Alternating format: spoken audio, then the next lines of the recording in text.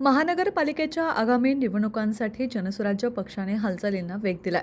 जनसुराज्य पक्षाच्या वतीने इच्छुक उमेदवारांच्या मुलाखती घेण्यास आजपासून अधिकृत सुरुवात करण्यात आली. कोल्हापूर येथील हॉटेल केटरीच्या सभागृहात या मुलाखती पार पडल्या. या मुलाखती जनसुराज्यचे अशोक बापू माने, सुजित कदम तसेच त्यांच्या सहकार्याने घेतल्या.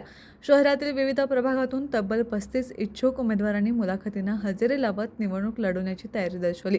मुलाखतीनंतर जनसुराज्य पक्षाचे संस्थापक अध्यक्ष आमदार विनय कोरे यांनी इच्छुक उमेदवारांशी सखोल आणि दीर्घ चर्चा केली.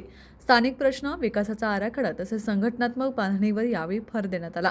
दरम्यान आगामी निवडणुकांच्या दृष्टीने माहितीमध्ये सहभागी होण्याबाबत लवकरच घटक पक्षांच्या प्रमुखांशी चर्चा केली जाणार असल्याचे संकेत देण्यात आले आहेत.